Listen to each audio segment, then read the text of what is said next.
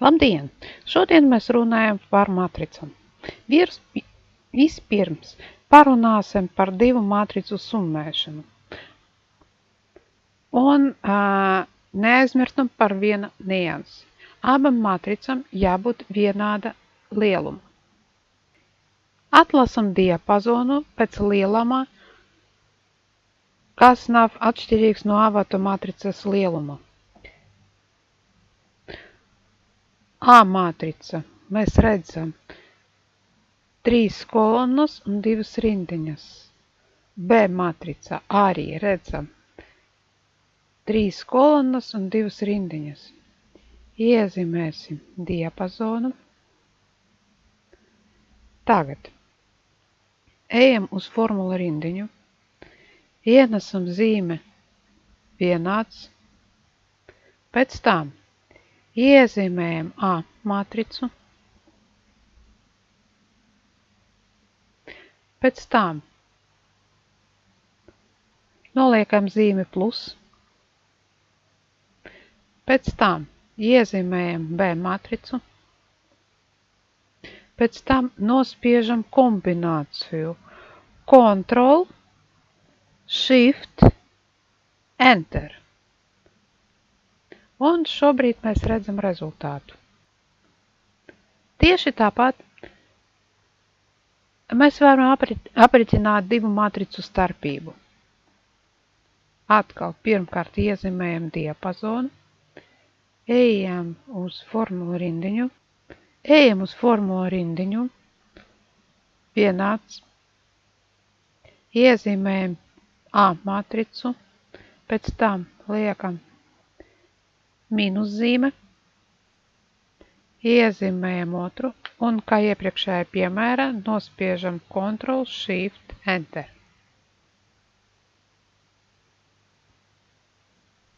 Un šobrīd atkal redzam rezultātu. Nākamais piemērs. Tagad reizināsim matricu uz K skaitli. Mums ir A matricā un koeficients K. Mūsu koeficients atrodas šūnā J14. Atkal iezīmējam diapazonu,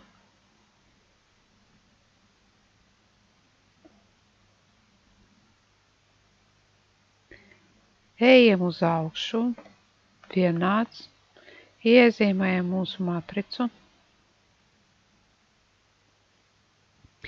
ienesam zīmi reizināt, zvaigznīti un daram klikšķi šūnā, kur atrodas mūsu koeficients. Kā iepriekšējā piemērā, nospiežam kombināciju Ctrl, Shift, Enter. Un atkal redzam rezultātu. Tagad parunāsim par pēdējo piemēru. Reizināšanā. Mēs pamēģināsim reizināt matricu A uz matricu B. Šo operāciju mēs varam izdarīt, ja matricas kolonnu skaits ir vienāds B matricas rindu skaitam. Rezultātā mēs saņemam matricu, kurā rinda skaits ir vienāds A matricas rindu skaitam, bet kolonnu skaits B matricas kolonnu skaitam. Mūsu A matrica, 2 rindas, B matricas 2 kolonnas. Atlasam diapazonu pēc šiem nosacījumiem. 2 rindas un 2 kolonnas. Pēc tam ejam uz lapiņu formulas, izvēlamies kategoriju Math and Trick un mums interesē funkcijā mmount.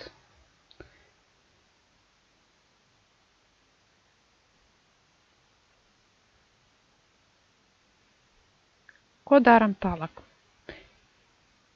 Mūsu funkcija ir pirmā rindiņā un otrā. Uz pirmo rindiņu ienesam diapazonu, kur atrodas mūsu pirmā matrica, A matrica.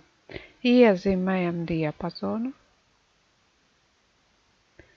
Šobrīd mēs redzam tādu diapazonu pirmā rindiņā.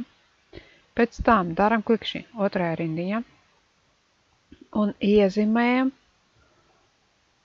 B matricu. Pēc tam atkal nospiežam Ctrl, Shift, Enter.